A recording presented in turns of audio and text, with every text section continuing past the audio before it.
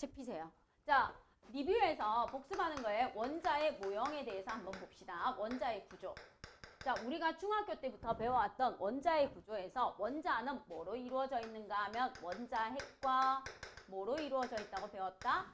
전자로 이루어져 있다고 배웠습니다. 원자 핵과 전자로 이루어져 있는데 원자 핵은 어디에 위치합니까? 원자의 중심에 위치한다라고 배웠어요. 원자의 중심에 위치하고 대부분의 질량을 차지하고 있는 거고 전자는요. 원자 핵 주위를 뭐 하고 있다? 돌고 있다. 돌고 있습니다. 돌고 있으면서 질량을 무시할 수 있을 정도로 매우 작습니다 하고 이렇게 배웠고요.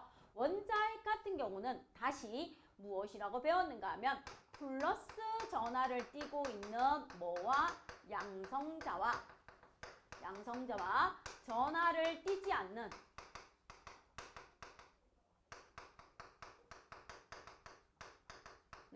뭐로 이루어져 있다? 중성자로 이루어져 있고요.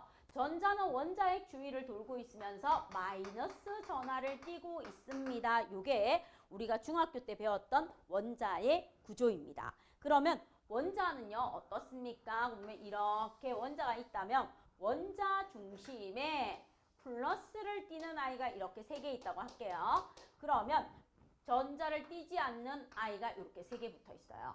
그럼 이 주위에 전자는 몇 개 있습니까? 이 주위에 전자도 뭐예요? 마이너스를 띠는 아이가 3개가 분포합니다. 이렇게 보면 돼요. 그럼 원자일 때는 중학교 버전으로 갑니다. 원자일 때는 중학교 때 이렇게 배웠어요. 플러스, 즉 원자 핵에 있는 플러스 전하량과 전자에 있는 무슨 전하량? 원자 핵에 있는 플러스 전하량과 전자에 있는 마이너스 전하량이 같아서 뭐라고 배웠다? 정기적 중성 상태입니다. 이렇게 배웠어요. 정기적 중성 상태입니다. 그럼 요것이 고등학교 버전으로 살짝 바뀌면 원자 핵의 플러스 전하량이 양성자 수가 돼요. 양성자 수가 되고요. 전자의 마이너스 전하량이 전자 수가 됩니다. 그래서 양성자 수와 전자 수가 같아서 정기적으로 무슨 상태이다? 중성 상태입니다. 이렇게 표현하는 겁니다.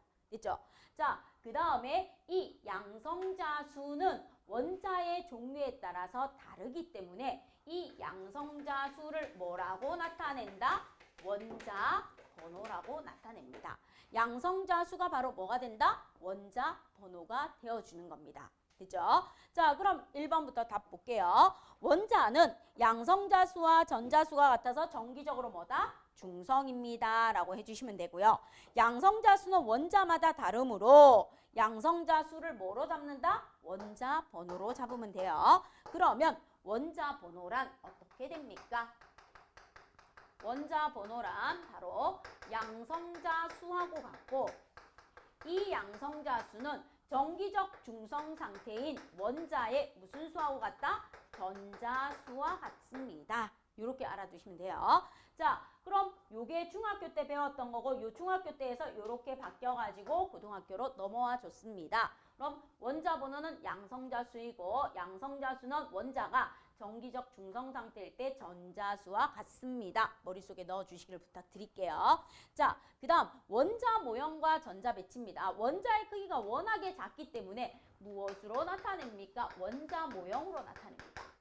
원자 모형, 공이나 구슬이나 이런 것들로 나타내요. 원자 모형으로 나타냈을 때 어떻게 나타내요? 원자 중심에 플러스를 띠는 원자핵과 전하를 띠지 않는 중성자로 이렇게 원자핵이 이루어져 있다면 여기를 감싸고 있는 뭐가 있어요? 전자 껍질이 이렇게 있습니다. 전자 껍질. 자, 원자핵에 가장 가까이 있는 전자 껍질에는 전자가 몇 개 들어간다? 최대 2개가 들어가요. 그 다음 원자핵에서 두 번째 있는 전자 껍질에는 최대 전자가 몇 개 들어갑니까? 물으면 8개 들어갑니다. 최대 전자가 8개 들어가줘요. 자, 첫 번째 전자 껍질은 전자가 2개 들어가고 두 번째 전자 껍질부터 최대 전자가 8개까지 들어가는 것은 18쪽 원소, 18쪽 비활성 기체죠. 18족 비활성 기체와 같은 전자 배치를 위해서인데 헬륨을 제외합니다. 헬륨은 가장 마지막에 전자가 2개 있으니까 제외하고 누구와 같은 전자 배치를 이룬다? 네온, 아르곤, 크립톤과 같은 전자 배치를 이루기 위해서 이렇게 됩니다 하는 게 나와주는 겁니다. 그죠? 자, 그러면 에너지 준이란 무엇이고 전자 껍질이란 무엇입니까? 그러면 원자핵 주위에서 전자가 존재하는 이 부분, 전자가 원자핵 주위를 돌고 있는 이 껍질을 갖다가 뭐라고 해요? 전자 껍질이라고 해요. 전자 껍질. 원자핵 주위에 전자가 돌고 있는 이 껍질을 갖다가 전자 껍질이라 하고 이 껍질에서 전자가 가지는 값을 무엇이라고 합니까? 이 전자 껍질에서 전자가 가지는 값을 에너지 준이라고 해요. 에너지 준이. 에너지 준이라고 해줍니다. 자, 그러면 여기에 첫 번째 전자 껍질에서 전자가 가지는 에너지 준이가 있고 두 번째 전자 껍질에서 전자가 가지는 에너지 준이가 있으면 첫 번째 전자 껍질과 두 번째 전자 껍질 사이에는 전자가 존재한다, 안 한다? 안 한다. 그래서 전자는요, 불연속적인 위치에 있는 겁니다. 알겠습니까? 불연속. 그래서 첫 번째 전자 껍질과 두 번째 전자 껍질 사이에 전자는 존재한다, 안 한다? 안 한다. 그럼 원자핵 주위를 전자가 돌고 있는 껍질, 이게 전자 껍질이 되고 이 전자 껍질에서 전자가 가지는 에너지가 무슨 값이 된다? 에너지 준위가 되어주는 겁니다. 그래서 원자핵 주위를 돌고 있는 전자가 갖는 불연속적인 상태에서의 에너지 값을 에너지 준위라고 하면 되고 그 다음 원자핵 주위에 전자가 돌고 있는 특정한 에너지 준위의 궤도를 갖다가 뭐라고 하면 돼요? 전자 껍질이라고 해주시면 돼요. 그죠? 자, 그래서 전자는요, 첫 번째 전자 껍질부터 채워지면서 들어갑니다. 그러면 가장 마지막에 있는 전자 껍질, 가장 마지막에 있는 전자 껍질에 있는 전자 수가 무엇이 됩니까? 그러면 체외각 전자가 돼요. 가장 바깥쪽 전자 껍질입니다. 가장 바깥쪽 전자 껍질에 들어있는 전자수를 체외각 전자수라고 해요. 체외각 전자수라고 하는데 이 전자수가 8개인 경우 비활성 기체와 같이 체외각 전자수가 8개인 경우에는 원자과 전자, 화학결합에 참여하는 원자과 전자수는 없습니다. 0입니다. 0. 하지만 18쪽을 제외한 1쪽에서부터 몇 쪽까지? 17쪽까지 나와 있어요. 1쪽에서 17쪽까지는 가장 바깥쪽 전자 껍질에 들어있는 전자가 화학 결합에 참여함으로 걔가 바로 뭐가 된다? 원자과 전자수가 되는 겁니다. 그럼 양성자수가 1개 있는 수소의 전자 껍질에 있는 전자 하나가 원자과 전자수 1이 되는 거예요. 자, 그럼 얘는 1번인 I고요. 그 다음 두 번째, 양성자수가 6개 있고 전자 껍질이 몇 개 있습니까? 그러면 2개 있어요. 2개 있으면서 가장 마지막 전자 껍질에 전자가 4개 들어있는 탄소는요, 원자과 전자가 4라고 해주면 돼요. 탄소는요. 그 다음에 양성자수가 몇 개입니까? 하면 여기에서 봤을 때 10개래요. 10번이면서 전자 껍질 수가 2개 있고 가장 마지막 전자에 하나, 둘, 셋, 넷, 다섯, 여섯, 일곱, 8개 들어있을 때 원자과 전자는 0이 됩니다. 비활성 기체니까. 그 다음 양성자수가 12이면서 전자 껍질이 몇 개 있습니까? 하면 3개 있고 가장 마지막 전자 껍질에 전자가 2개 있는 마그네슘은 원자과 전자가 2개라고 해주시면 돼요. 그죠? 자, 그러면요, 수소는요, 얘는 수소니까 1족 1주기입니다.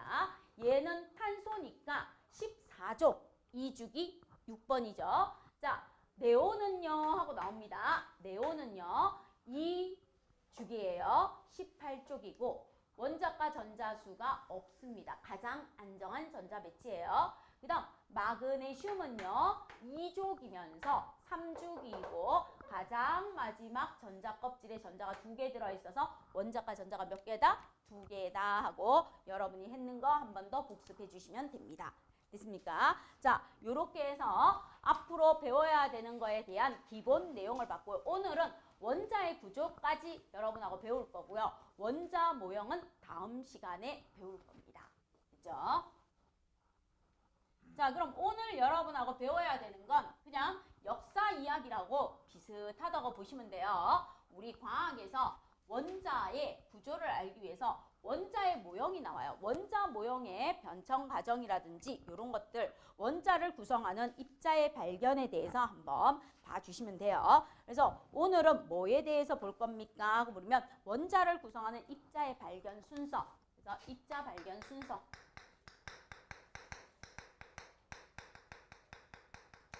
순서하고 원자의 무엇에 대해서 볼 겁니까? 하고 물으면 지금 봤던 구조에 대해서 볼 겁니다.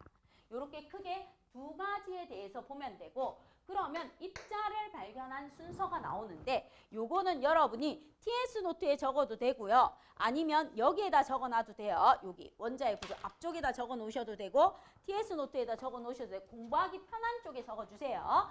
자, 그럼 우리가 원자 모형에서부터 입자가 발견되어서 나오는 순서에 대해서 여러분하고 한번 볼게요. 그럼 원자 모형에 대해서 우리가 처음으로 나왔는데 모형의 입자 모형의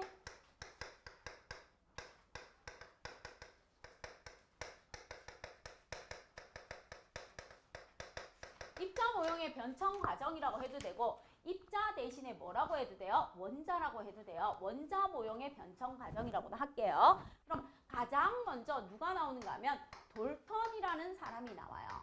돌턴이라는 사람이 나와서 1803년에 돌턴의 원자설을 발표합니다. 모든 물질은 원자로 구성되어 있고 원자는 더 이상 쪼갤 수 없습니다. 그러면서 이 돌턴이 뭐라고 했는가 하면 원자는 동글동글한 무슨 모양이다? 구 모양입니다.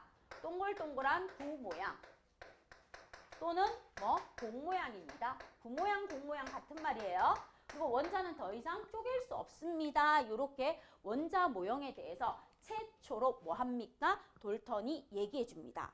그죠? 요런 모양이라고 얘기했는데 누가 나옵니까? 그러면 세월이 좀 지나요. 세월이 좀 지나서 톰슨이라는 사람이 진공관 실험을 통해서 무엇을 발견합니까? 1897년도에 전자라는 녀석을 발견해요. 이 사람이 뭘 발견합니까? 그러면 전자를 발견합니다. 전자를 발견하면서 돌턴의 원자 모형이 잘못되었다. 그럼 전자를 발견하면서 이 전자가 공 모양인 여기에 띄엄띄엄 박혀있는 무슨 모양이라고 했는가 하면 푸딩 모양이라고 했어요. 띄엄띄엄 박혀있는 푸딩 모양이라고 하면서 전자가 존재하려면 무엇이 있어야 된다? 플러스가 있어야 된다. 플러스가 이렇게 있는 거 사이사이에 마이너스를 띠는 전자가 띄엄띄엄 뭐 했다? 박혀 있습니다. 이런 식으로 해서 전자를 발견하면서 원자 모형이 돌턴의 모형에서 바뀌게 돼요. 그 다음 누가 나옵니까? 물으면 러드퍼드라는 사람이 나와줘요. 1911년에 이 러드퍼드라는 사람이 무엇을 합니까? 물으면 알파 입자 산란 실험을 해요. 알파 입자를 쏘아줘서 산란 실험을 하면서 무엇을 발견하는가 하면 원자 핵을 발견해요. 원자 핵을 발견합니다. 원자 핵을 발견하면서 무슨 모양을 주장합니까? 하면 태양계 행성 모양을 주장해요. 태양계의 행성 모양. 원자 핵을 발견하면서 이렇게 되어 있으면 중심에 무엇이 있다? 원자 핵이 있고 중심에 원자 핵이 있고 이 주위에 마이너스를 띠는 전자들이 뭐 한다? 행성처럼 이렇게 돌고 있다. 전자 주위를 돌고 있다. 태양을 중심으로 전체들이 돌고 있는 것처럼 전자가 이렇게 돌고 있습니다. 라고 얘기를 해줍니다. 그죠? 요렇게 얘기해 주면서 그 주위를 돌고 있다고 하고 그 사이에 누가 나옵니까? 하고 물으면 이 사이에 골드슈타인하고 러드퍼드가 있는데 한 번 더 러드퍼드가 합니다. 그러면 요 사이에서 무엇이 일어나요? 하면 요 사이에 쭉 가는 과정에서 러드퍼드가 나중에 발견하는 게 나와줍니다. 그럼 진공관 실험을 통해서 이 사람이 뭘 발견합니까? 물어요. 똑같은 진공관 실험을 통해서 양성자라는 걸 알아내요. 양성자. 원자 핵이. 원자 핵에 양성자가 있고 이 양성자가 플러스 전하를 띈다는 걸 알아냅니다. 그 다음 누가 나옵니까? 하면 보어라는 사람이 나와요. 수소 원자의 스펙트럼 실험을 통해서 알아냅니다.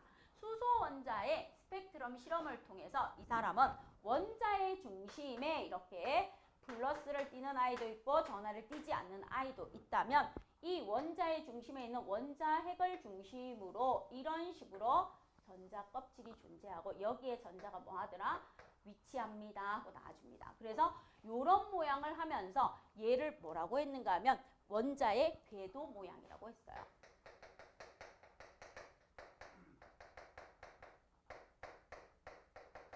근데 오늘날 와서 보니까 이 사람은 수소 방정관을 수소를 가지고 실험을 했는데 수소 이외에 다른 원자는 보어의 원자 모형으로 설명을 할 수 있더라 없더라? 없었어요. 없어지면서 뭘 합니까? 하고 물으면 현재에 와서 현재. 오늘날 우리가 배우는 것은 무엇입니까? 하고 물으면 오비탈 모양이라고 나와줍니다. 전자가 존재할 확률. 전자가 존재할 확률로서 가운데 원자핵이 있는 건 확실해요. 양성자와 중성자로 이루어진 가운데 원자핵이 있는 건 확실하고 그 다음 전자 껍질이 존재하는데 이 전자 껍질 중에서 전자가 어디에 분포하는지를 몰라요. 그 확률 분포를 나타내요. 이런 식으로. 그래서 전자 구름 형태라고 합니다. 전자 구름 모양이라고 하면서 현재에는 오비탈이라는 개념을 써요. 전자가 발견될 확률인 오비탈이라는 개념을 써서 오늘날은 이렇게 나타내 줍니다. 그래서 입자 모형의 변천 과정이 이렇게 일어나는데 오늘은 어디까지 봅니까 하면 톰슨하고 러드퍼드까지 볼 겁니다. 톰슨하고 러드퍼드에 의해서 입자의 발견 순서를 볼 것이고 다음 시간에 원자의 모형에서 보어의 수소 원자의 선 스펙트럼하고 현재에 나오는 오비탈하고 이렇게 해서 다음 시간에 여기에 대해서 배울 겁니다. 그럼 전체적으로 입자의 모형은 돌턴에서 시작했는 구모양에서부터 이렇게 변천되어 왔습니다 하고 전체적인 흐름을 먼저 알아두시면 되는 겁니다. 되겠습니까? 자, 이런 식으로 해서 전체적인 모형에 대해서 여러분이 한번 봐주시기를 부탁드립니다. 자, 그럼 이제 본격적으로 입자의 발견 순서로 들어갈게요. 그럼 이런 식으로 발전되어 왔는 아이들 중에서 입자의 발견 순서는 어떻게 되었습니까? 하고 나와요. 진공방정관을 가지고 실험을 합니다. 그래서 톰슨이라는 사람이 진공방정관 실험을 통해서 무엇을 발견합니까? 하면 전자를 발견해요. 전자를 발견하고요. 그 다음에 러드퍼드라는 사람이 알파 입자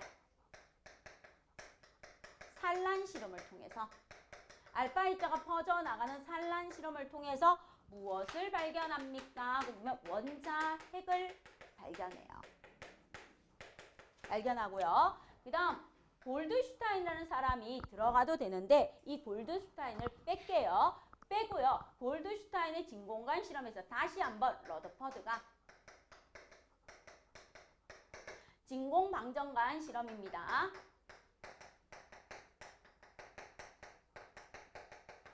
실험을 통해서 무엇을 알아냅니까? 그러면 양성자를 발견해요. 양성자를 발견하기보다는 알아냈어요. 그 다음에 누가 나옵니까? 그러면 체드윅이라는 러드퍼드의 제자가 나옵니다. 이 러드퍼드의 제자가 알파 입자 충돌 실험을 해요. 알파 입자 충돌 실험을 해서 무엇을 밝혀냅니까? 중성자를 밝혀냅니다. 전하를 띠지 않는 중성자. 그래서 입자의 발견 순서는 이렇게 이루어집니다. 그죠? 그래서 크게 두 가지 흐름을 보시고요. 이제 나머지 내용은 여러분이 들으시면 돼요. 아, 요렇게 발견되는 내용들이 어떻게 되는구나 하고 들어주시면 되니까 크게 두 개를 머릿속에 넣어주시면 돼요. 자, 돌턴부터 시작해서 현재의 원자 모형까지의 변천 과정이고 입자의 발견, 오늘은 러드퍼드까지 나온다고 했어요. 그래서 톰슨의 진공방정관 실험부터 시작해서 러드퍼드의 알파 입자 산란 실험과 진공방정관 실험, 그 다음 체드윅의 알파 입자 충돌 실험까지 해서 전하를 띠지 않는 중성자까지 발견되었습니다. 이렇게 먼저 머릿속에 넣어주시면 돼요.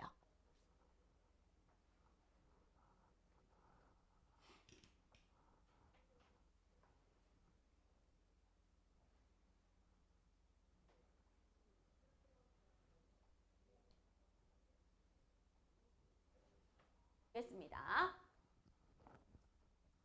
자, 제일 먼저 톰슨이 진공방정관 실험을 통해서 뭐라는가 하면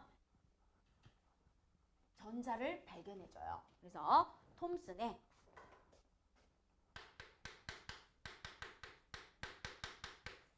전자 발견에 대해서 볼게요. 그 전까지는 뭐 했는가 하면 1803년에 돌턴이라는 사람이 얼마나 자신감이 강했는가 하면 이렇게 얘기했어요. 모든 물질은 원자로 이루어져 있고 원자는 더 이상 쪼갤 수 없다. 원자를 쪼개는 것, 이 우주를 다시 만드는 것보다 더 어렵다. 이렇게 주장했어요. 근데 그때까지의 과학 기술로는 그 말이 맞았어요.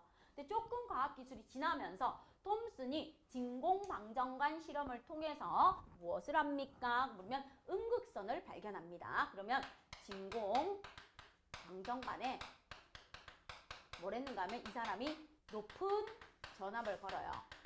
높은 전압을 긁고 소량의 무엇을 넣었습니까? 그러면 기체를 넣어줍니다. 자, 그럼 내가 그림을 못 그리니까 그냥 보고 이해를 해주세요. 자, 이런 유리관 이렇게 생겨 있다고 할게요. 이런 유리관 안에다가 무엇을 넣었는가 하면 이렇게 자석같이 생긴 아이를 넣어주고요. 여기에도 동그랗게 생겼고 구멍이 이렇게 뽕 뚫린 아이를 하나 넣어주고요. 그 다음 여기에 물질이 맺히는 형광물질을 발라준 아이가 들어갑니다. 형광물질이 들어있어서 빛이 나오거나 이러면 맺히게끔 볼 수 있게끔 해줘요. 그 다음 여기에서 무엇을 합니까? 그럼 이렇게 밖으로 빼내서 고압 전류를 뭐 해줍니까? 흘려줘요. 고압의 높은 전압의 전류를 흘려줍니다. 고압 전류를 흘려줘요. 고압 전류를 흘려주면서 이렇게 되어줘요. 그럼 여기를 마이너스 극이 되게끔 해주고 여기가 플러스 극이 되게끔 해주면서 여기 안에다가 또 진공방정관을 하나 더 넣어요. 그죠? 진공방정관을 넣으면서 소량의 기체를 넣어줍니다. 그랬더니 어떤 일이 일어나는가 하면 고압 전류가 1000볼트예요. 10의 4승 볼트에 1000볼트에 고압 전류를 고압 전압을 걸어가지고 고압의 높은 전압, 고전압 이렇게 해줄게요. 높은 전압을 흘려주니까 뭘 합니까? 물으면 1000볼트, 10의 4승 볼트면 쌤 1000볼트가 그러면 우리 어떻게 돼요? 하고 물으면 우리 만화에서 본 것처럼 정말 뼈다구 다 보이는 것처럼 해서 눈알 티 나고 머리 이렇게 되고 다 됩니다. 그리고 뭐 하십니까? 못 살아요. 그 다음에 뭐예요? 이렇게 전기 통구이 돼서 하십니다. 됐죠? 그 정도의 전류의 세계예요. 그러면 10의 4승 볼트의 고전압을 걸어주면 어떤 일이 일어나요? 하고 봤더니 여기에서 마이너스에서 나와서 플러스로 가는 어떤 선이 하나 이렇게 보여요. 선이 하나 보이면서 여기 형광물질에 맺혀줍니다. 자, 톰슨이 진공방정관 실험을 통해서 높은 전압을 걸고 소량의 기체를 넣어줬더니 마이너스 극에서 나와서 플러스 극으로 흐르는 어떤 선이 보이더라. 마이너스 극에서 나와서 플러스 극으로 하는 이 선을 갖다가 이 사람이 뭐라고 했습니까? 물으면 이 선의 이름을 음극선이라고 붙였어요. 왜? 음극에서 나온 선이다 이 말이야. 마이너스 극에서 나온 선입니다 해서 음극선이라고 이름을 붙여준 겁니다. 자, 요렇게 음극선이 나오니까 톰슨이 이제 궁금증을 해결하기 위해서 요 음극선 가까이에 요 바깥에 유리관 바깥쪽에 자석을 한번 가져다 대봤어. 어떤 성질이 있는가? 여기 바깥쪽에 무엇을 가져다 댔습니까? 봐.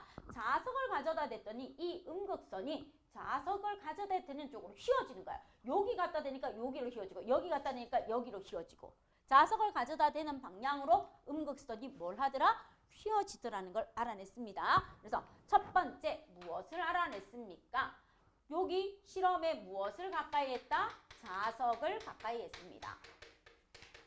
자석을 가까이 하자 어떤 일이 일어났어요? 음극선이 자석 쪽으로 뭐 하더라? 휘어진다는 걸 알아냈습니다. 음극선이 자석 쪽으로 휘어졌어요. 그래요? 자석 쪽으로 휘어졌다는 건 바로 어떤 사실을 알 수 있었다? 음극선이 전하를 가진다는 걸 알았어요. 음극선이 전하를 가지고 있습니다. 그래서 내가 N극을 가져다 대든 S극을 가져다 대든 U자, 말급자석을 가져다 대든 이 음극선이 뭐 하더라? 자석 쪽으로 휘어지더라 하는 걸 첫 번째 알아냈어. 자, 그 다음에 두 번째 무엇을 했습니까? 하고 나오면 자석을 가져다 대는 게 아니고 이번에는 음극선을 뭐 하는가 하면 요렇게 좀 특이하게 만들었어요. 요런 식으로 요렇게 되어 있으면 요런 식으로 좀 만들어 가지고 여기에다가 무엇을 갖다 넣어요. 자, 요렇게 만들어서 여기에 동그란 아이는 그대로 갖다 넣어주고요. 그 다음 여기에다가 무엇을 갖다 넣냐면 우리나라 같으면 그냥 동그라미나 세모나 네모를 갖다 넣을 건데 유럽인들은 뭐가 활발해요? 종교적인 믿음이 거의 활발하죠. 그래서 십자가를 이렇게 가져다 넣었어요. 됐죠? 나 같으면 그냥 네모나 세모나 동그라미나 아무거나 갖다 넣을 건데 자, 요렇게 갖다 넣으면서 똑같이 무엇을 걸어줬다? 고전압을 걸어줬습니다. 높은 전압을 걸어줍니다. 높은 전압을 걸어줬더니 어떤 일이 일어납니까? 여기가 마이너스 극이 되고 여기가 플러스 극이 돼줬더니 음극선이 이렇게 되는 거예요. 음극선이 이렇게 되면서 여기에 무슨 물질이 있다? 형광물질이 이렇게 있는 거예요. 형광물질. 형광물질이 있는 이곳에 무엇이 생깁니까? 하고 봤더니 이렇게 십자가 모양의 뭐가 생기더라? 그림자가 생기더라. 십자가 모양의 그림자가 생긴다는 걸 알아냈어요. 그럼 두 번째, 무엇을 가져다 넣었더니 음극선이 진행하는 경로에 물체를 넣었어요. 물체를 넣어줍니다. 물체를 넣어줬더니 무엇이 생기더라? 그림자가 생긴다는 걸 확인했습니다. 자, 그림자가 생긴다는 건 태양빛이 나를 비추면 내 등 뒤에 그림자가 생겨요. 빛이 뭐 하기 때문에? 직진하기 때문에. 됐죠? 빛이 직진하기 때문에 그림자가 생깁니다. 물체를 넣어줬더니 그림자가 생겼다는 건 바로 음극선이 뭐 한다는 걸 알 수 있다. 음극선이 직진하는 성질이 있다. 음극선이 직진하는 성질이 있기 때문에 뭐 합니까? 그림자가 생겼다 하는 것을 알아냈어요. 됐죠? 자, 그 다음에 세 번째는 뭘 했습니까? 하고 물으면 여기에다가 이 음극선 사이에다가 누구를 하나 갖다 넣는가 하면 내 미술 공부 못하니까 그냥 대충 가요. 이렇게 생긴 바람개비를 하나 가져다 넣어요. 무엇을 가져다 넣었다? 바람개비. 자, 이렇게 바람개비를 가져다 넣었더니 어떤 일이 있습니까? 바람개비를 넣어줍니다. 바람개비를 넣어줬더니 바람개비가 뭐 하더라? 회전하더라. 돌아요. 회전. 바람개비가 회전한다는 걸 알아냈어요. 자, 바람개비를 회전시킨다면 이 음극선은 무엇을 가지고 있어야 된다? 힘을 가지고 있어야 회전시키겠죠. 자, 준혁이가 집중 안 하고 있어서 쌤이 준혁이를 갖다가 풍차 돌리기로 이렇게 회전을 시켜요. 그러려면 난 뭐 해야 돼요? 헐크 못지않은 힘이 필요하겠죠. 졸지 마요. 됐죠? 내가 준혁이의 팔을 돌리려면 자, 준혁아 잠 깨라 이러고 이렇게 돌리려면 뭐가 있어야 돌릴 수 있어요? 힘이 있어야 돌릴 수 있죠. 힘이 있다는 건 그때 당시 뉴턴의 운동법칙 제2법칙이에요. 뭐입니까 하면 F = ma예요. 뭐 힘이 있다는 건 질량이 있고 가속도가 있어야 돼요. 그럼 운동 제2법칙 가속도는 질량의 반비례하고 힘의 비례합니다. F = ma에서 힘이 있어요? 그럼 무엇이 있어야 된다? 질량이 있어야 돼요. 만약에 질량이 없으면 힘도 없는 거예요. 바람개비가 회전을 했다는 건 음극선이 무엇을 가진다? 질량을 가집니다 하는 것을 알아냈어요. 질량을 가집니다. 톰슨이 됐죠? 자, 그 다음에 마지막으로 뭘 하는가 하면 요 음극선이 지나가는 길에 무엇을 가져다 줬습니까? 그러면 전기장을 걸어줘요. 자, 여기 음극선이 지나가는 길에 플러스 마이너스 전기장을 이렇게 걸어줍니다. 자, 전기장을 걸어줄 때 이 금속은 상관없어요.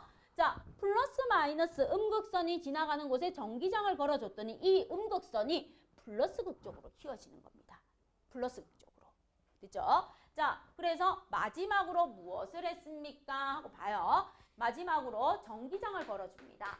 음극선이 지나가는 곳에 무엇을 걸어줬다? 전기장을 걸어줍니다. 전기장을 걸어줬더니 음극선이 플러스 극쪽으로 휘어집니다. 전기장을 걸어줬더니 마이너스도 아니고 음극선이 어느 쪽으로 휘어지더라? 플러스 극쪽으로 휘어집니다. 그럼 이 음극선은 무엇을 가지고 있다? 음극선은 마이너스 전하를 가집니다 하는 것을 뭐 했다? 알아냅니다. 톰슨이 차근차근 하나하나 실험하면서 금방 알아내는 게 아니고 이렇게 해서 차근차근 알아냈습니다. 자, 그러면 이제 이렇게 해서 알아내면서 이 음극선이라는 것은 질량을 가지고 있는 마이너스 전하예요. 그래서 결론이 나와요. 결론. 음극선은 질량을 가진 마이너스 전하라는 걸 알아냅니다. 그럼 이 질량을 가진 마이너스 전하를 뭐라고 부르기로 했다? 전자라고 부르기로 했습니다. 그래서 전자는 마이너스 전하를 띠게 되었어요. 됐죠? 됐어요? 자, 그럼 이렇게 전자를 발견했는데 그때 당시에 돌턴이 구모양이라고 했어. 그럼 전자가 발견되었으니까 돌턴의 원자 모형이 바뀌어야 돼. 근데 나는 전자 마이너스를 띠는 아이를 냈어. 그럼 마이너스를 띈다는 건 반드시 뭐가 있어야지만 존재할 수 있어요. 플러스가 있어야지만 존재할 수 있겠죠. 그래서 원자 모형에서 뭐가 존재한다? 플러스가 존재한다.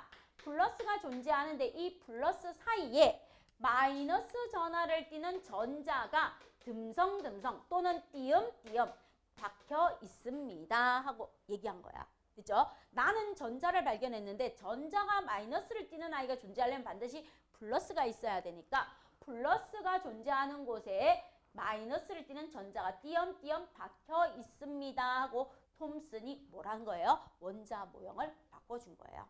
그죠? 원자 모형을 이렇게 바꿔줬습니다. 자, 그러면 이렇게 해서 무엇이 발견됩니까? 톰슨의 전자가 발견돼요.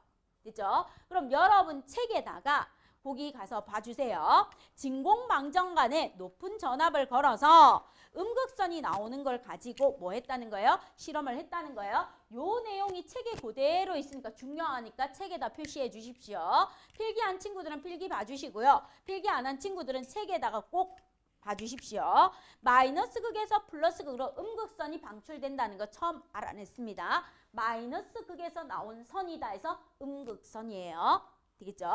자, 그 다음에 톰슨이 자석을 가져다 대니까 자석을 가까이 하면 음극선이 휜다는 걸 보고 전하를 가졌다는 거 알았고, 그 다음 물체를 뒀더니 그림자가 생기는 걸 가지고 음극선이 직진한다는 걸 알아냈고, 바람개비를 넣어줬더니 바람개비가 회전하는 걸 보고 음극선이 질량을 가졌다는 걸 알아냈습니다. 그 다음에 음극선에 무엇을 걸었을 때 전기장을 걸어줬을 때 음극선이 플러스 극쪽으로 휘어지는 걸 보고 마이너스 전하를 가진 거를 알아냈어요. 그럼 음극선은 질량을 가진 마이너스 전하라고 해서 전자라고 하면서 이 전자는 뭐합니까? 원자 모형에서 플러스가 있는 곳에 띄엄띄엄 듬성듬성 박혀 있다라고 전자의 모형에 대해서 밝혀냅니다. 됐습니까? 요까지가 전자를 밝혀낸 거예요. 자, 이렇게 하고 있을 때 골드슈타인이라는 사람이 나와요. 골드슈타인, 홀트슈타인이라고 해도 돼요. 이 사람이 무엇을 했는가 하면 여기 방정간 똑같아요. 자, 방정간이 이렇게 있으면은 여기 이렇게 그려주고요. 여기도 이렇게 그려주는데 이 사람은 이렇게 구멍이 뻥뻥뻥 뚫린 아이가 이렇게 있다고 할게요. 그럼 여기에다가 방정간, 진공방정간을 이렇게 하면서 고온의 고압의 기체를 걸어줘요. 이렇게 여기에다가 고전압을 걸어줍니다. 1000V의 고전압을 걸어주고 그 다음 여기에서 무엇이 됩니까? 물으면 여기가 무엇이 되게 플러스가 되고 여기가 마이너스가 되게끔 요 진공관에다가 무엇을 넣었다? 수소를 넣어요. 수소원자. 수소원자를 넣으면서 뭘 하는 거예요? 실험을 해요. 자, 그럼 수소원자는 어떻게 생겼습니까? 물으면 양성자 하나에 전자 하나가 되어 있어요.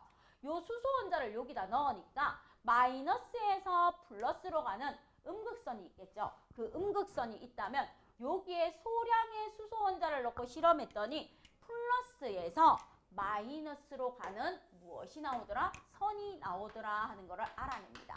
요게 똑같이 형광물질이에요.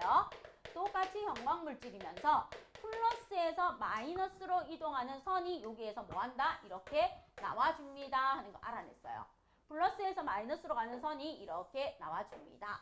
그럼 이렇게 플러스에서 마이너스로 가는 이 선을 갖다가 이 사람은 뭐라고 했는가? 플러스 극에서 나왔어요 해서 양극선입니다 하는 것까지 알아낸 게 골드슈타인이에요. 그죠? 이렇게 하고 있었어요. 자, 이렇게 하고 있을 때가 1897년, 1800년대예요. 그럼 1911년에 누가 나오는가 하면 러드퍼드가 나와요.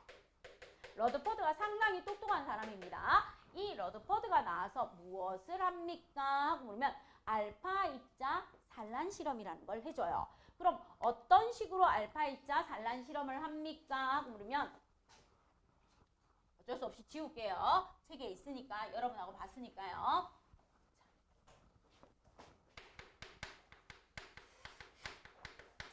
러드퍼드가 형광물질이 있는 막을 이렇게 막아요. 형광물질이 있는 막으로 이렇게 막아줍니다. 이렇게. 대체적으로 봐요. 입체적으로 되어 있다고.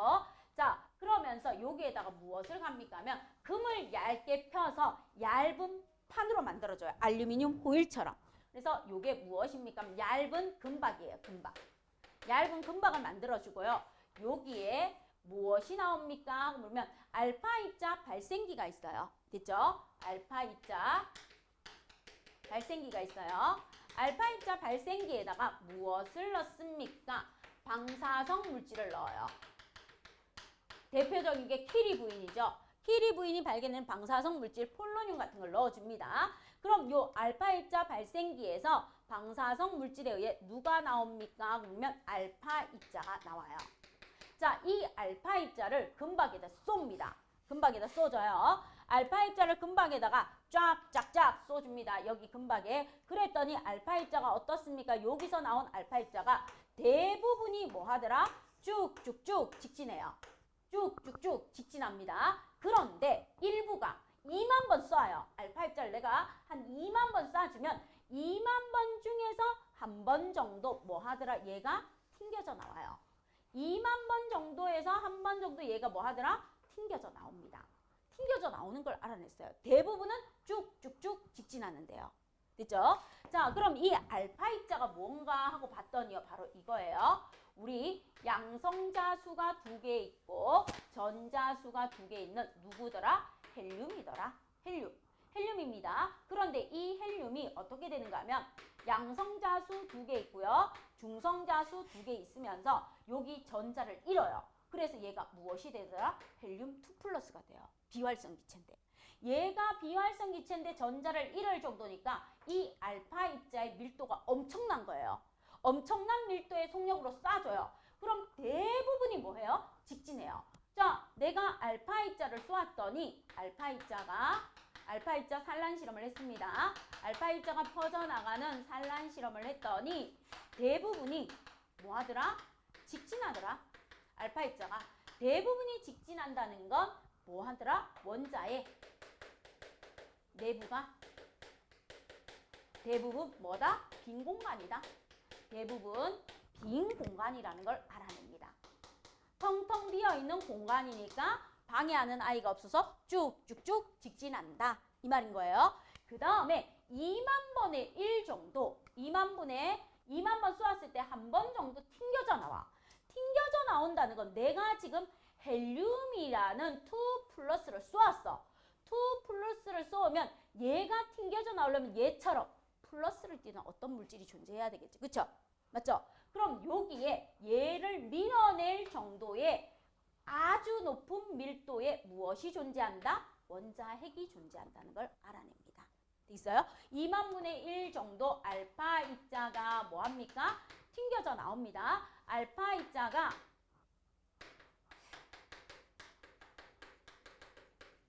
튕겨져 나오는 것, 즉 꺾여서 나오는 걸 보고 무엇이 있다는 걸 알아냈다? 얘만큼의 높은 밀도의 입자가 존재한다는 걸 알았습니다.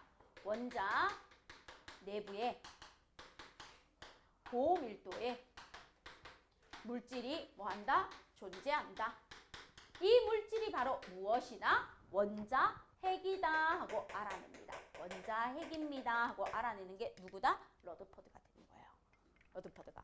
알파 입자 산란 실험을 통해서 여기에 있는 아이가 무엇이 됩니까? 하고 물으면 원자핵입니다. 그리고 얘가 무엇을 띈다? 플러스 전하를 띈다. 왜요? 헬륨이 플러스인데 밀어냈으니까 무엇을 띈다? 원자핵은 플러스 전하를 뭐한다? 가집니다 하는 것까지 알아냈습니다. 됐죠? 이렇게 알아냈어요. 그래서 원자핵을 발표해요. 알파 입자 산란 실험을 통해서 원자핵을 발표하면서 뭐라고 하는가 하면 톰슨의 전자 모형이 만약에 맞다면 내가 엄청난 알파 입자, 고밀도의 알파 입자를 쏘기 때문에 대부분이 뭐한다? 직진하는데 플러스나 마이너스를 만나면 살짝 뭐 할 수 있다? 휘어질 수 있지만 대부분은 직진해야 된다. 대부분은 퍼져 있으니까. 그런데 내가 봤을 때 일부가 털어져 나오면은 이 원자 모형은 가운데 플러스 전하를 띠는 뭐가 있고 원자핵이 있고 이 주위에 전자라는 녀석이 뭐 할 것이다? 이렇게 태양을 중심으로 행성을 도는 것처럼 돌고 있을 것이다. 그렇기 때문에 내가 쏘아준 알파 입자가 쭉쭉쭉 직진하다가 여기 원자핵 근처에 가니까 튕겨져 나오고 원자핵 근처에 가니까 튕겨져 나오는 것이다. 이렇게 설명을 하는 거예요. 됐죠? 그러면서 원자의 중심에 원자핵이 있고 그 주위에 전자가 뭐 할 것이다? 돌고 있을 것이다. 라까지 러드퍼드가 1911년에 발표를 합니다. 그런데 발표를 하고 봤더니 여기에 있던 골드슈타인이 뭐 하는 거예요? 양극선을 발견했다고 막 떠들고 있는 거야. 양극선을 발견했다고 막 떠들고 있어서 이 사람이 1919년에 그러니까 11년에 발견하고 1919예요. 19년에 뭐라는가 하면 이 골드슈타인의 진공방정관 실험을 가지고 봐요. 수소 원자를 조금 넣었다? 그럼 수소 원자는 플러스와 전자 껍질이 하나 있고 마이너스가 있을 것인데 여기에서 마이너스에서 플러스로 가는 음극선이 나와서 수소 원자가 튕겨져 나가게 했을 것이다. 그러면 얘는 플러스를 띠는 뭐 하나밖에 없다? 플러스를 띠는 양성자밖에 없었겠구나. 이때 이 수소의 플러스 전하가 양성자라는 걸 알아내는 사람이 누구다? 러드퍼드예요. 그래서 러드퍼드가 뭐라고 하는가 하면 원자핵에는 플러스 전하를 띠는 뭐가 있다? 양성자가 있습니다 하고 알아내는 겁니다. 원자핵을 발견하고 나서 8년 뒤에 양성자라는 이름을 알아내요. 그러면서 이 사람이 헬륨을 봤어요. 헬륨을 보니까 양성자가 2개예요. 양성자가 2개니까 전하량이 뭐가 돼요? 전하량도 플러스 2가 돼요. 플러스 2. 양성자가 2개 있으니까 전하량이 2배가 됐는데 헬륨에서 무엇을 봤다? 질량을 봤어요. 질량. 헬륨의 질량을 측정했더니 어떤 일이 일어납니까? 하고 보습니다. 양성자가 2개 있는데 상대적인 질량을 측정했던 질량이 4가 나오는 거예요. 질량이. 그러면 여기에는 양성자 2개 외에 뭐라는 아이가 2개 더 있어야지만 질량이 몇 개가 나오겠다? 4개가 되겠구나 하고 예측을 합니다. 그죠? 그래서 여기에 양성자 외에 양성자와 비슷한 질량을 가지는 물질이 2개 더 있을 것이다 예측을 합니다. 예측을 해놓고 이 사람의 제자인 누가?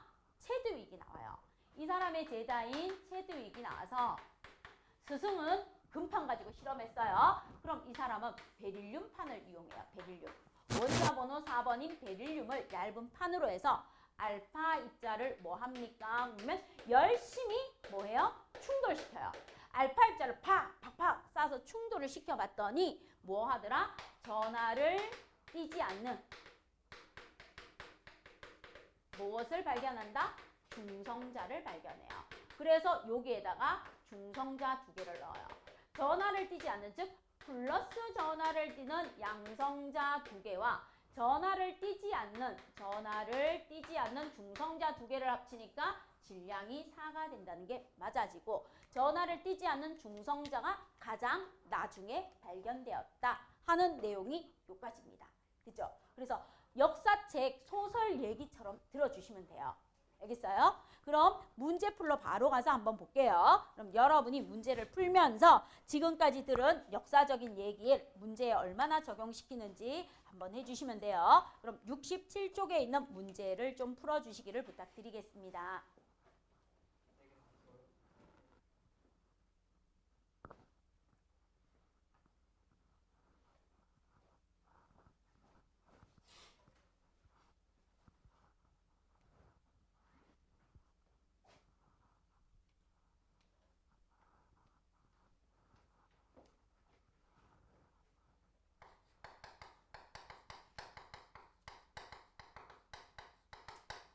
자, 그럼 핵심 체크부터 한번 볼게요.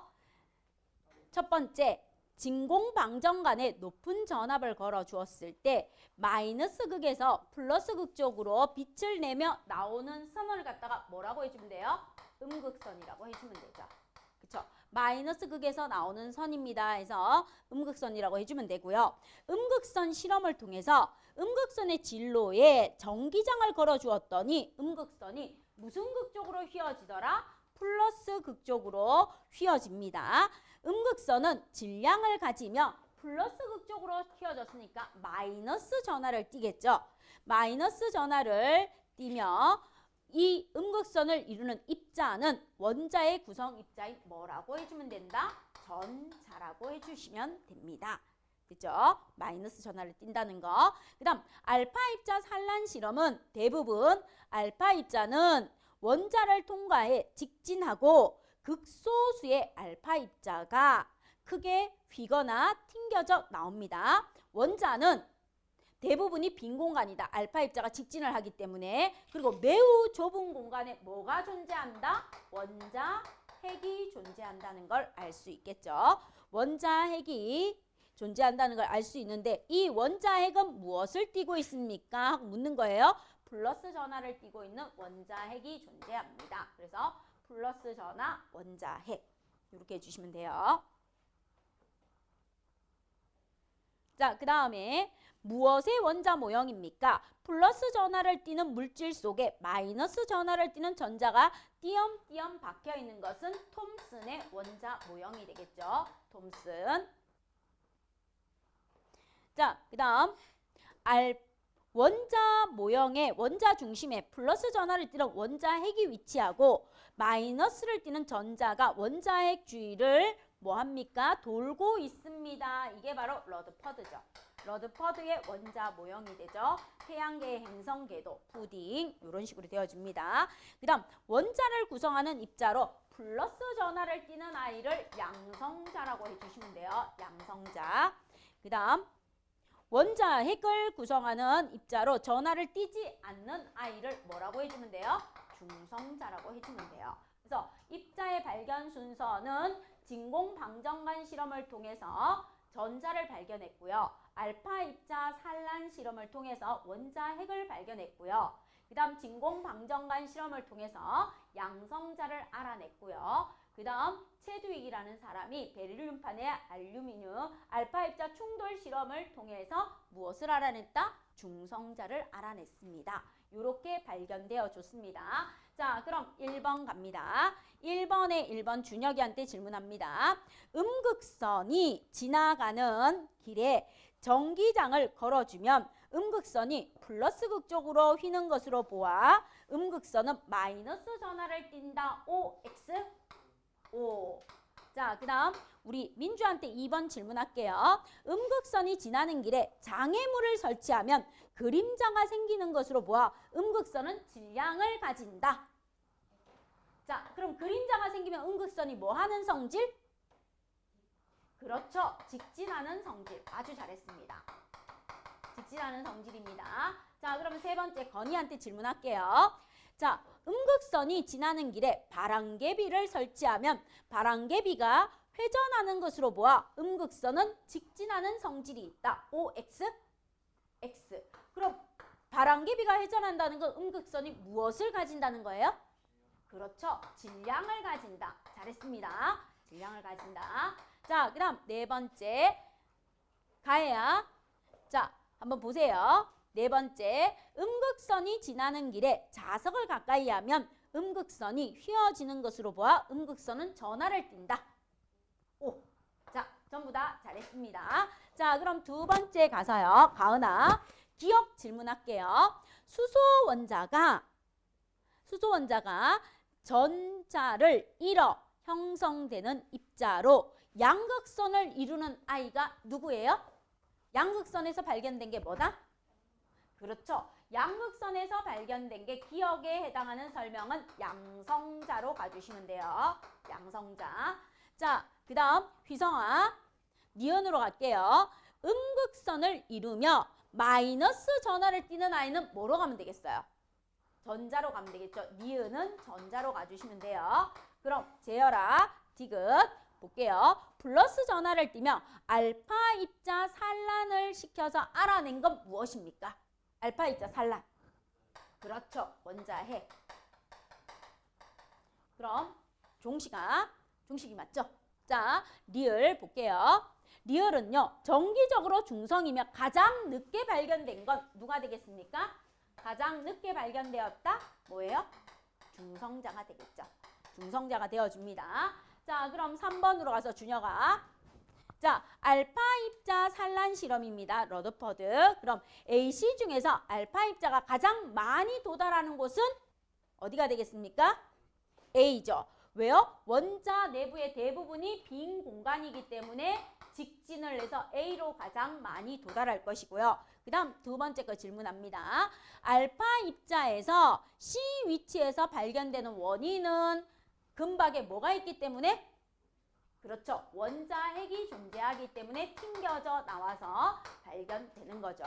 잘해주셨습니다. 자, 그럼 민주야 4번에 가로 갈게요. 러드퍼드는 근박에 알파 입자를 쏘아 입자가 뭐 된다는 거? 입자의 진로 관찰 결과 무엇을 발견했습니까? 그렇죠. 원자핵을 발견했죠. 자, 그 다음 나로 갈게요. 건이야. 톰슨은 고압 진공 방정관의 마이너스 극에서 나오는 음극선의 성질을 관찰하여 무엇을 발견했다? 전자. 자, 그 다음 가해야. 마지막으로 체드윅은 베릴륨 원자핵에 알파 입자를 충돌시킬 때 전하를 띠지 않는 뭐가 방출된다는 걸 확인했다? 중성자죠. 자, 그럼 여러분이 지금까지 배웠던 내용에 대해서 간단하게 확인을 한번 해봤습니다. 그럼 지금부터 쉬는 시간 드리고요. 쉬는 시간 끝나고 나서 원자의 구조에 대해서 들어갈게요.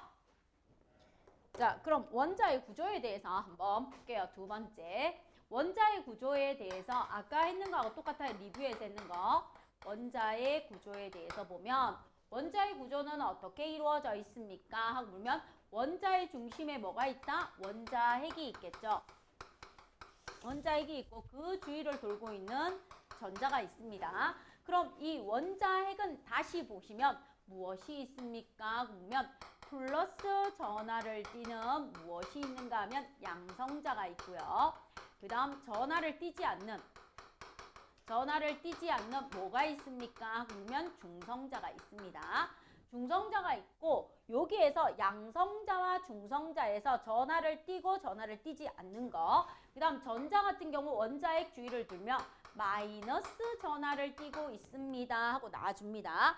그럼 여기에 대한 얘기를 할 테니까 잠깐만 보세요. 자, 지금 현재 우리가 살고 있는 오늘날로부터 어디로 가는가 하면 약 137억 년 전으로 갈게요. 137억 년 전으로 가면 무엇이 있습니까? 하면 이 우주는 존재하지 않았고요.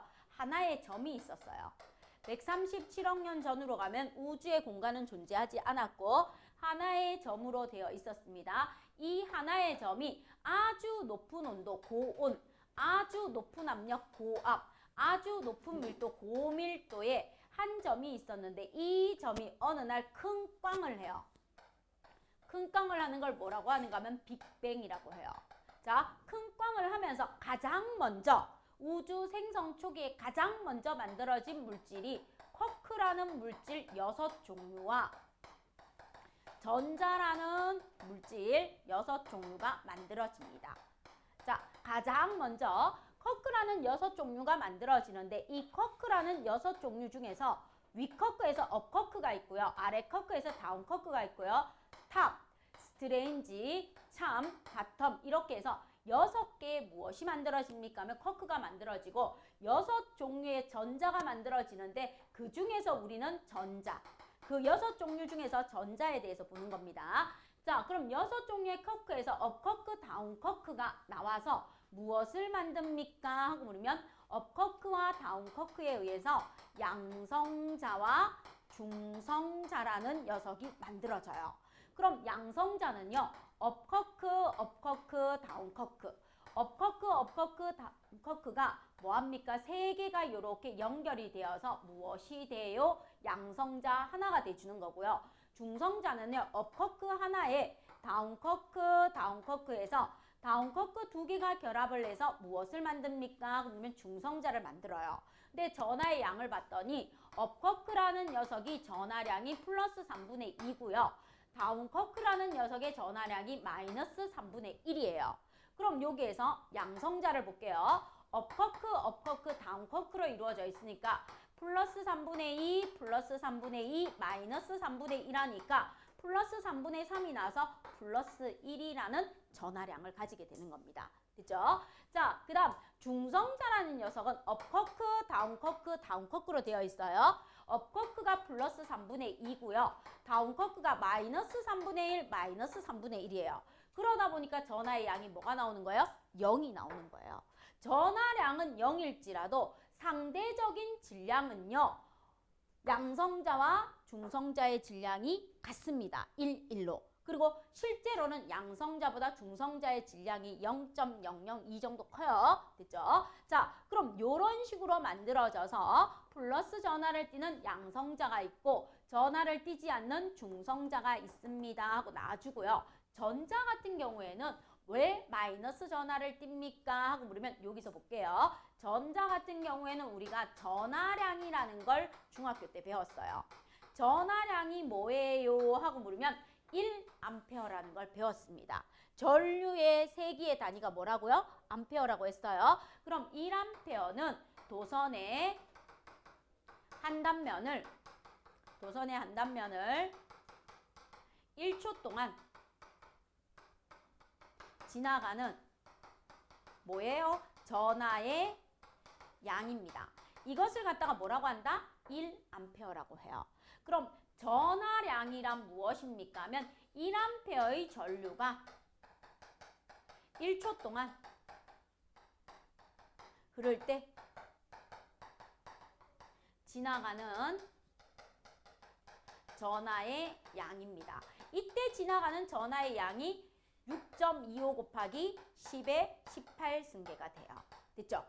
지나가는 전자의 수입니다. 지나가는 전자의 수라고 할게요. 전자의 수입니다. 1암페어의 전류가 1초 동안 흐를 때 지나가는 전자의 수 6.25 곱하기 10의 18승계의 전자가 지나갈 때 전하량은 1쿨롬이라고 해주는 겁니다.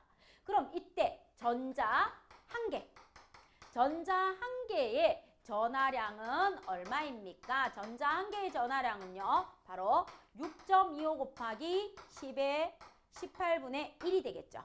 그쵸? 요거를 계산해 줬더니 1.6 뒤에 소수점 뺄게요. 10의 마이너스 19가 나와요. 그럼 요곳의 전하량에서 마이너스는 여기에 마이너스가 붙어주면 되고 플러스는 플러스가 붙어주면 되니까 상대적인 전하량을 나타냅니다.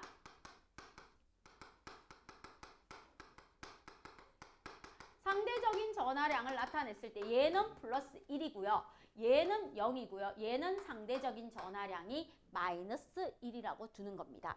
됐죠? 그럼 여기에서 전자 한 개의 전하량은 1.6 곱하기 10의 마이너스 19예요 하는 걸 가지고 여러분이 문제를 풀어주면 돼요. 예를 들어서 이렇게 나왔어요. 전자의 전하량이 1.6 곱하기 10의 마이너스 18이래요. 자, 이때 전자 한 개의 전하량은 1.6 곱하기 10의 마이너스 19라고 합니다. 그럼 얘는요, 몇 번 원소입니까? 물어요. 그럼 몇 번 원소입니까? 물어주면 여러분이 이렇게 나눠주시면 돼요. 이렇게 나눠주면 1.6, 1.6 사라지고요. 요거 올라가면 10으로 올라가죠. 그럼 전자수가 10개니까 얘는 무슨 원소가 된다? 네온이 됩니다. 이런 식으로 계산할 때 필요합니다. 그죠? 이런 식으로 뒤에 문제 풀 때 한번 계산해 주세요. 자, 그럼 이런 내용들에 의해서 상대적인 원자의 구조에서 상대적인 전하량이 나와주고 그 다음 상대적인 질량을 볼게요. 상대적인 질량을 보면 양성자의 질량이 1이고요. 양성자와 질량이 비슷한 중성자의 질량도 1이라고 둡니다. 전자의 질량은 무시할 수 있을 정도로 작다. 양성자와 정성자의 1837분의 1배로 작습니다. 그래서 양성자와 중성자의 상대적인 질량은 1로 비슷하고 전자의 질량은 양성자와 중성자의 질량에 비해서 1837분의 1로 작기 때문에 전자의 질량은 뭐 할 수 있다? 전자의 질량은 무시할 수 있습니다. 그래서 양성자와 중성자의 상대적인 질량을 합친 게 원자의 무엇이 됩니까? 원자 질량의 대부분을 차지하는 원자의 질량수가 되는 겁니다. 그럼 질량수가 크면 클수록 원자는 뭐한 원자가 된다? 무거운 원자가 됩니다 하고 여러분이 기억해 주시면 돼요. 됐죠? 자, 그럼 이런 원자의 구조는 너무 작아요. 원자의 구조가 너무 작기 때문에 무엇으로 나타냅니까? 원자의 모형으로 나타내면서 우리가 보는데 실제 원자의 크기입니다. 실제 원자의 크기는 평균을 내면 10의 마이너스 10 미터 정도 된대요. 10의 마이너스 10 정도 되는 원자의 크기고요. 그 다음 이 원자 안에 들어있는 실제 원자 핵의 크기는 어느 정도 됩니까? 그러면 원자 핵은요 10의 마이너스 15에서 10의 마이너스 14 미터 정도 된대요. 실제 그럼 얘를 원자 모형으로 나타낼게요. 내가 실제 이렇게 되어 있는 아이를 갖다가 원자를 뭐라고 나타내는가 하면 잠실 예를 들어 주경기장 정도의 크기로 나타낼게요. 잠실 주경기장 크기로 나타낸다면 원자 핵의 크기는 어느 정도 됩니까? 잠실 주경기장 중심에 있는 구슬 한 개 정도의 크기입니다. 구슬. 그럼 구슬이 어느 정도만 해요? 여러분 엄지손톱만한 구슬 있죠? 우리가 일반적으로 쓰는 그 구슬만 하다고 보시면 돼요. 그럼 실제 원자의 크기가 이렇다면 전자의 크기는 뭐합니까? 그 잠실 주경기장에 떠다니는 먼지 정도 크기다 이렇게 생각하시면 돼요. 됐죠? 그럼 대부분의 원자는 뭐합니까? 대부분의 원자는 텅텅 빈 공간이고 가운데 뭐가 있다고요? 원자 핵이 있다는 거예요. 그리고 이 주위에 뭐가 날아다닌다? 전자가 분포합니다. 이렇게 보시면 되는 거예요. 그렇죠? 그래서 대부분의 원자는 빈 공간이고 원자의 중심에 원자핵이 존재하고 그 주위에 전자가 있습니다 하고 나와주는 겁니다. 됐죠? 이런 식으로 해서 우리가 봐주면 됩니다. 그럼 세 번째, 이러한 원자를 나타내는데 우리가 예전에도 한번 나타냈어요. 원자의 표시가 나옵니다. 원자의 표시에서 우리가 무엇을 봅니까? 그러면 X원자라는 아이가 있어요. 그럼 여기다 볼게요. 스몰 a, 스몰 b, 스몰 c, 스몰 d. 원소 기호가 X예요. 원소 기호. 원소 기호가 X인 원소에 A, B, C, D에 각각 무엇을 나타내자고 약속을 합니까? 하고 물으면 여기 A. 원소 기호 왼쪽 아래에 A는 무엇을 나타내자? 원자 번호를 나타내자. 원자 번호. 이 원자 번호가 바로 무엇이다? 물질의 종류에 따라서 달라지는 양성자 수이고 정기적 중성 상태일 때, 즉 원자의 뭐하고도 같다? 전자 수하고도 같습니다.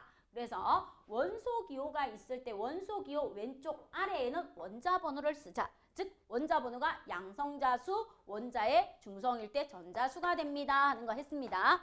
그 다음에 여기 B에 왼쪽 위에 무엇을 써자고 했습니까? 그러면 질량수를 씁시다.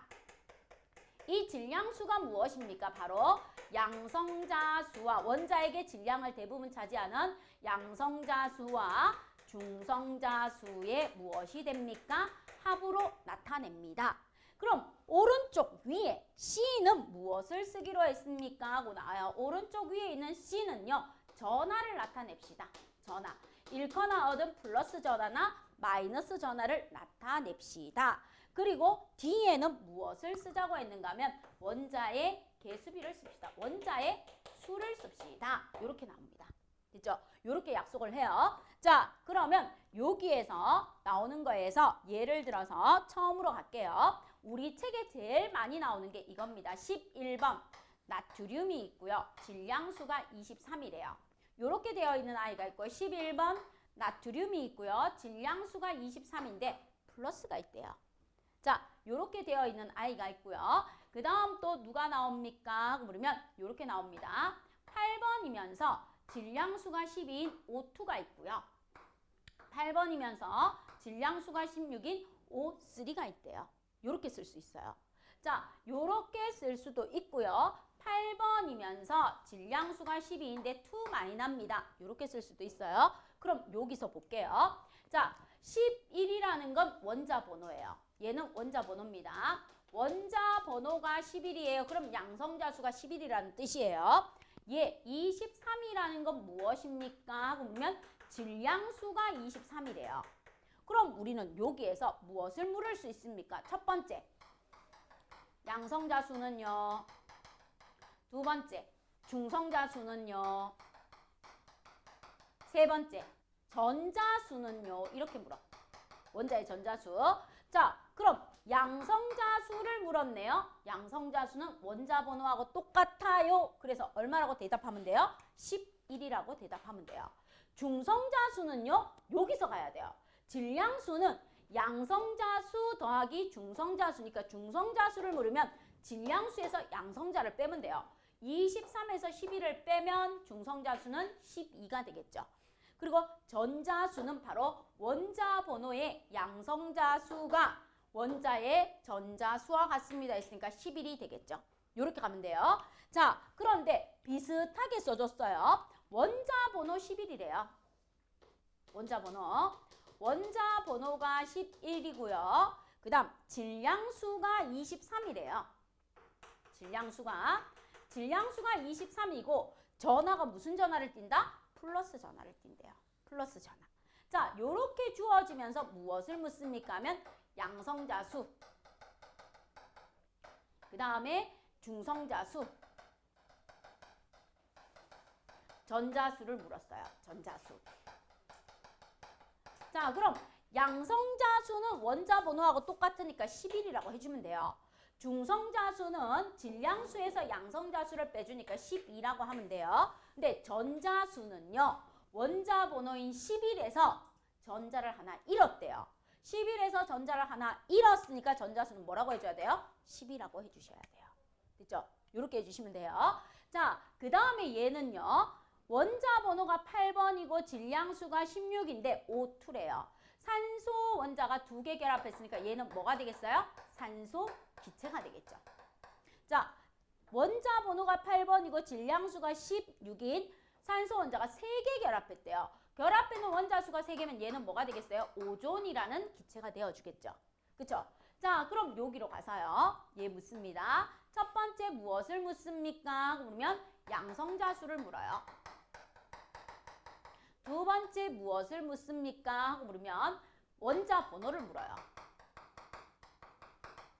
세 번째 무엇을 묻습니까? 전자수를 묻습니다. 전자수. 자, 그럼 어떻게 됩니까? 양성자수가 원자 번호예요. 그럼 그대로 8이라고 적어주시면 돼요. 그 다음 전자수는요. 전자수는 양성자수 원자 번호, 원자의 전자수, 중성일 때는 8개인데 전자를 몇 개 더 얻었대요? 2개 더 얻었대요. 그럼 얘는 전자수가 몇 개가 돼야 돼요? 10개가 되어줘야 돼요. 이런 식으로 뭐 할 수 있으면 돼요? 우리가 원자 번호와 질량수에 관해서 문제가 나왔을 때 우리가 보고 풀어낼 수 있으면 되는 겁니다. 됐습니까? 자, 그럼 여기에서 재미있는 아이가 나와줍니다. 어떤 아이가 나옵니까? 그러면 원자 번호도 똑같고 전자수도 똑같은데 중성자수가 달라요. 그러면서 나오는 원자가 있습니다. 자, 볼게요. 원자 번호 7번이면서 질량수가 14인 질소가 있고요. 원자 번호가 7번이면서 질량수가 얼마인 아이가 있는가 하면 15인 아이가 있대요. 자, 그러면 얘들 둘이의 공통점과 차이점은 무엇입니까? 하고 물어요. 자, 공통점은요. 7, 7이니까 뭐가 같아요? 원자 번호가 같아요. 그럼 뭐가 같습니까? 양성자 수가 같아요. 그리고 뭐가 같아요? 원자의 전자수가 같아요. 원자의 전자수. 요 세 개가 같습니다. 그러면 원자 번호가 같고 양성자 수가 같고 원자의 전자수가 같으니까 얘들은 화학적 성질이 뭐예요? 같습니다. 화학적 성질이 같아요. 됐죠? 자, 그러면 차이점은요, 무엇입니까? 하고 물으면 바로 뭐가 달라요? 질량수가 다르죠. 질량수가 달라요. 그럼 무슨 수가 다르다는 거? 중성자 수가 다릅니다. 질량수가 다르고 중성자 수가 다르기 때문에 얘들은요, 물리적 무엇이 다릅니까? 성질이 달라요. 물리적 성질은 뭐예요? 녹는 점, 끓는 점, 밀도 이런 것들이 뭐하다? 다릅니다. 그럼 이런 공통점과 차이점을 가지는 이 두 원소를 우리는 뭐라고 합니까? 동위원소라고 합니다.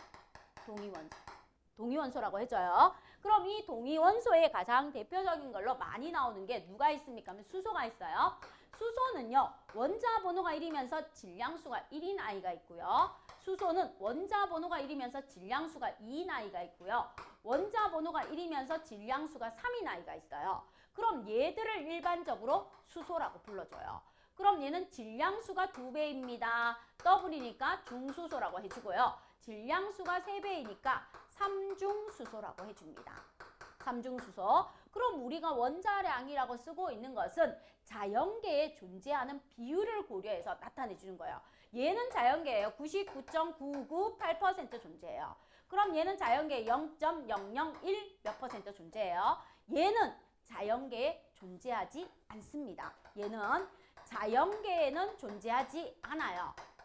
존재하지 않고 무엇에서 원자, 핵, 융합, 핵, 분열, 핵 반응에서 나타납니다. 핵 반응에서만 뭐 한다고요? 나타나요. 자연계에서는 존재하지 않습니다. 그래서 자연계의 존재 비율을 따져서 우리가 원자량을 했기 때문에 수소가 맞는 겁니다. 얘는 양성자 하나에 전자 하나밖에 없으니까 질량수가 1인 아이고 얘 같은 경우에는 어떻습니까? 그러면 양성자 하나에 중성자가 하나 있으면서 전자가 하나 있는 거예요. 그래서 양성자 하나에 중성자 하나를 더해줬으니까 중수소가 되는 겁니다. 자연계에 존재하는 비율을 고려해서 우리가 평균 원자량을 해주는데 이때 평균 원자량을 해주면은 얘들 둘이 100% 중에서 99.998%가 얘기 때문에 대부분이 수소의 질량은 1번이면서 질량수가 1입니다. 그럼 여기에서 시험 문제가 나와요. 모든 원자는 중성자를 가지고 있다. 원자에게. OX? X가 돼요. 누구 때문에? 수소 때문에. 수소는 중성자가 있다 없다? 없다. 우리 주기율표에 있는 모든 원소는 또는 모든 원자는 원자 핵에 양성자와 중성자를 가집니다. X가 되는 거예요. 누구 때문에? 수소 때문에. 수소는 양성자만 있기 때문에. 그렇죠? 그래서 그거를 한 번 더 강조합니다. 그 다음 이런 동위 원소들은 무엇이 원자 번호는 같지만 질량수가 다르다는 거. 원자 번호는 같지만 질량수가 다른 아이들을 동위원소라 하고 이 동위원소의 자연계 비율을 고려하는 겁니다. 그럼 X라는 원소가 있을 때 자연계 비율을 고려해서 평균 원자량을 구해주는데 어떤 식으로 구해줍니까? 하고 나와요. 예를 볼게요. 평균 원자량은 X에 질량수가 10인 아이가 있고 X에 질량수가 12인 아이가 있대요. 똑같은 원소예요. 똑같은 X라는 원소의 질량수가 10인 아이와 12인 동위 원소가 있는데 얘들의 존재 비율이 몇 대 몇인가 하고 봤더니 1대 3으로 존재한대요. 1대 3으로. 자, 존재 비율이 1대 3으로 존재할 때 무엇입니까? X의 평균 원자량은 얼마입니까? 하고 물어요. 우리가 사용하고 있는 원자량은 평균 원자량이에요. 자연계에 존재하는 비율을 고려해서. 그럼 전체 비율 뭐 중에? 4개 중에 하나죠. 그럼 4분의 1 곱하기 10인 i와 뭐? 4개 중에 3개인 4분의 3 곱하기 질량이 12인 i를 뭐 해주면 돼요? 더해 주시면 무엇이 나와집니까? 평균 원자량이 나와줍니다. 그죠? 그럼 얘 같은 경우에는 2.5가 나오고 얘 같은 경우에는 9가 나오죠. 그래서 평균 원자량 11.5입니다. 이런 식으로 구해서 X의 존재 비율을 고려해서 X 원소의 질량수는 11.5입니다. 이렇게 나와주는 거예요. 이거의 가장 대표적인 예가 염소예요. 염소. 자, 17번이면서 질량이 35인 아이가 있고요. 질량수가. 그 다음 17이면서 질량수가 얼마가 있는데 얘는 35.5라고 나와요. 그럼 이렇게 35.5라고 질량수가 나오는 이유는 17번이면서 34인 아이와 염소, 그 다음 17번이면서 37인 아이가 예를 들어서 이렇게 있습니다. 그럼 얘는 자연계에 예를 들어 76% 존재하고 얘는 자연계에 24% 존재해요. 이렇게 나와 있어요. 그럼 염소의 평균 원자량은 어떻게 됩니까? 얘는 76%, 얘는 24%니까 둘이 더하면 몇 %예요? 100%죠. 자, 그럼 100% 중에서 76%를 차지하는 질량이 34인 아이와 100% 중에서 24%를 차지하는 질량이 37인 아이가 있어요. 이거 두 개 더해서 구해주시면 되는 겁니다. 이런 식으로 해서 나온 게 평균 원자량이고 그것을 뭐로 썼다? 질량수로 써줬습니다 하고 나와주는 겁니다. 요거 계산할 수 있으면 돼요. 그럼 이해되겠어요? 됐어요? 자, 그럼 요런 식으로 나와주는 동위원소가 있다면 이제 또 한 번 더 볼게요. 여러분이 이거를 해낼 수 있는지 없는지 한번 보겠습니다. 자, 그럼 여러분 한번 해보세요. 여기에다가 내가 무엇을 섞는가 하면 양성자수를 쓸게요. 여기에다가 무엇을 씁니까? 그러면 질량수를 쓸게요. 그리고 여기에다가 뭘 쓰는가 하면 전자수를 쓸게요. 전자수를 쓰면서 A, B, C, D 이렇게 나타낼게요. 자, 양성자수가 무엇이면서 7이면서 질량수가 14이고 전자가 7개인 아이가 있고요. 양성자수가 7이면서 질량수가 15이고 전자수가 7인 아이가 있습니다. 양성자수가 8이고요. 질량수는 16이고요. 전자수는 10인 아이가 있어요. 자, 양성자수는 11이고요. 질량수는 23이고요. 전자수는 10인 아이가 있습니다. 요렇게 값이 주어졌어요.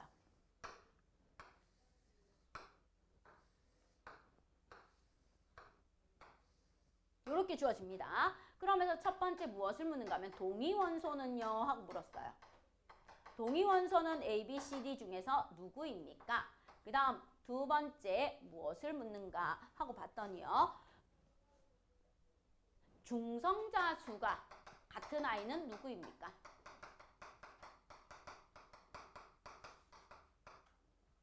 같은 것은 누구입니까? 하고 묻고요. 세 번째, 여기에서 양이온이 되는 아이는 누구입니까? 그 다음 네 번째, 음이온이 되는 아이는 누구입니까? 그래서 여러분이 기호를 찾아서 적어주시면 돼요. 기호로.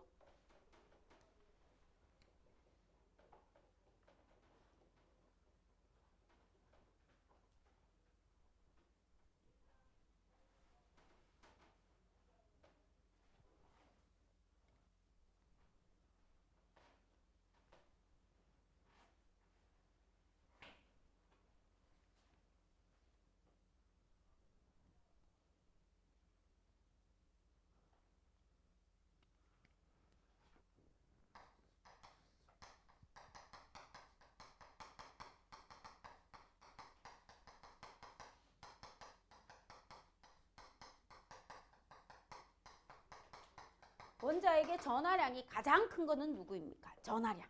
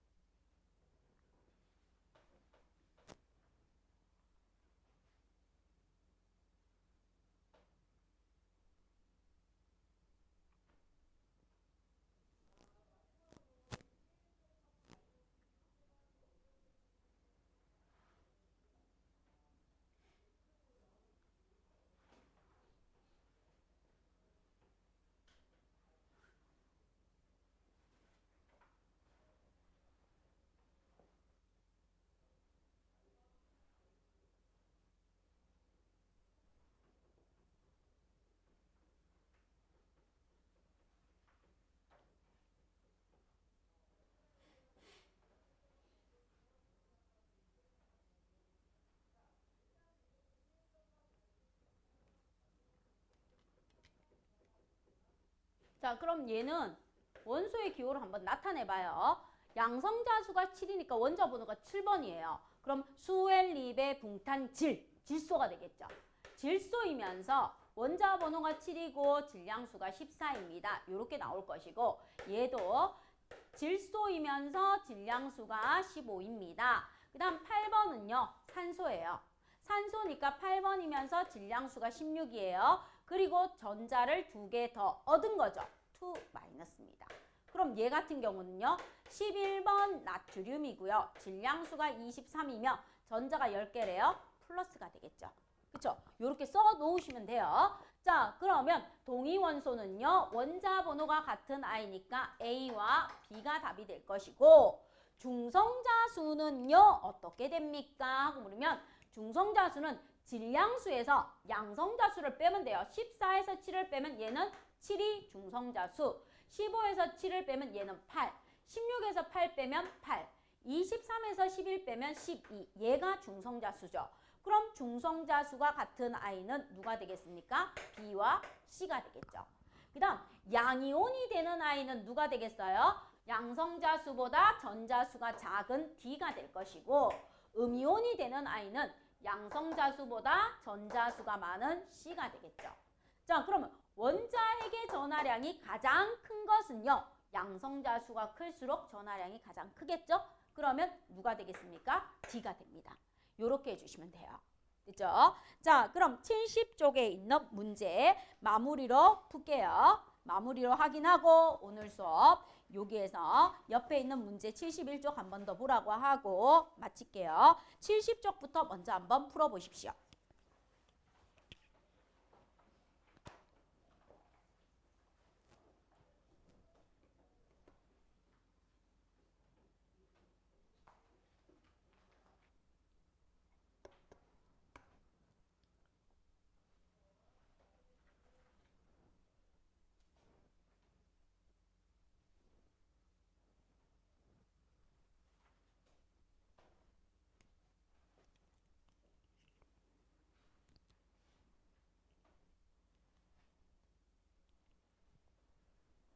자, 그럼 개념 확인부터 한번 볼게요.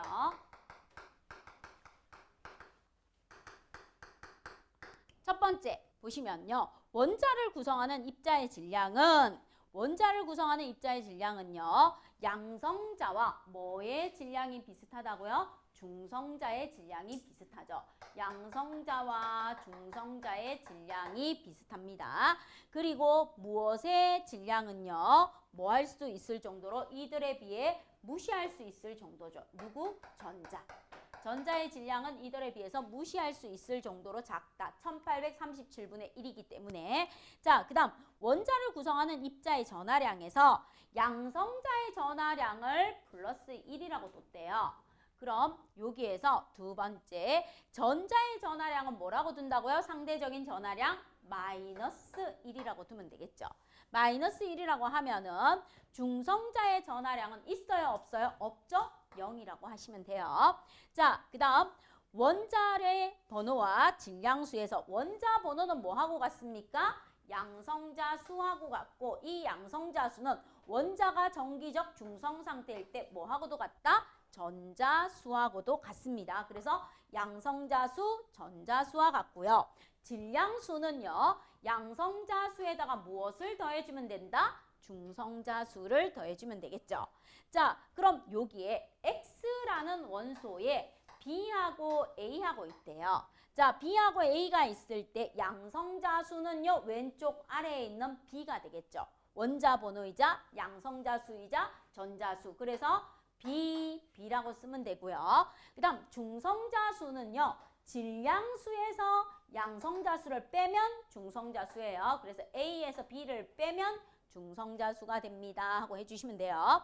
양성자수는 같지만 중성자수가 달라 질량수가 다른 물질을 뭐라고 한다고요? 동위원소라고 합니다. 그래서 동위원소의 공통점은 원자 번호, 원자 번호가 같고요. 그 다음에 양성자 수가 같고요.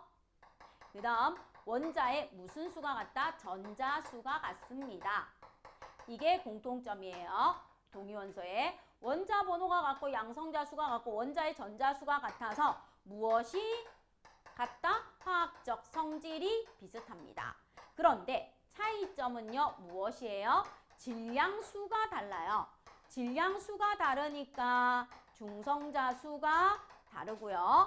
질량수와 중성자 수가 다르니까 물리적 성질이 달라집니다. 물리적 성질이 달라지는데 이때 물리적 성질은 녹는 점, 끓는 점, 밀도 등을 말해줍니다. 한 번 더 정리해 보시면 돼요. 됐죠?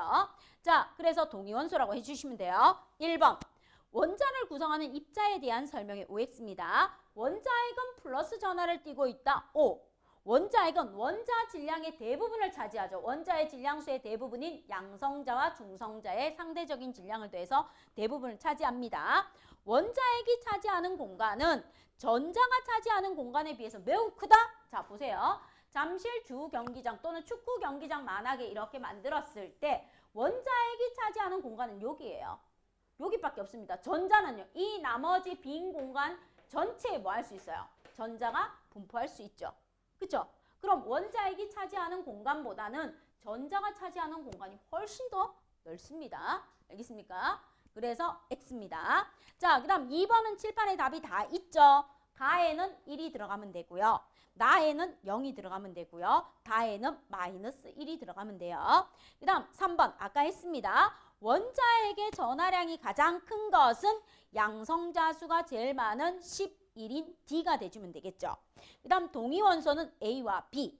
그 다음 질량수가 같은 것은 누구입니까? 하고 묻습니다. 질량수가 같은 건 7 더하기 9에 준 16과 8 더하기 8에 준 16이 질량수가 같죠. 중성자수 반대로 질량수로 나왔으니까 B와 C. 그 다음 이온과 이온이 띠는 전하의 종류래요. 이온이 되는 아이는 D가 될 것이고요. 전하의 종류는 양이온이라고 하셔도 되고 플러스 전하라고 해도 돼요. 됐죠? 자, 그 다음 4번은 할 거 없죠. 양성자는 11, 중성자는 12, 전자는요 Na 플러스니까 10. 자, 그 다음 5번 봅니다. X원자에서 포인트는 전자예요. 전자가 몇 개 있어요? 지금 전자가 2개 있죠. 그럼 빨간색 2개가 양성자여야 돼요. 회색이 뭐가 돼야 된다? 중성자가 돼야 됩니다. 전자수가 2개니까 얘는 2번이고요. 질량수가 3인 헬륨이 되는 거예요. 그렇죠? 그래서 회색 공은 중성자가 돼야 되고 질량수는 3이 돼야 돼요. 원자 번호는 2번이고요. 빨간색과 마이너스의 전하량의 절대값. 빨간색은 플러스 1이고요. 마이너스 1 전자 절대값은 1, 1로 같죠. 그럼 맞고요. 자, 6번 아까 했던 문제 그대로죠. 그죠? X원자의 동위원소예요. 질량수가 10인 아이와 12인 아이의 존재 비율이 1대 3이래요. 그럼 전체 4분의 1 곱하기 질량수가 10이네 더하기 4분의 3 곱하기 질량수가 12네 해서 계산해 주시면 11.5가 나와줍니다. 되겠습니까? 자, 요까지 수업하고요. 숙제는요. 71쪽에서부터 75쪽까지 풀어오시면 되고 다음 시간에 원자 모형과 전자 배치에 대해서 하겠습니다. 고생했습니다.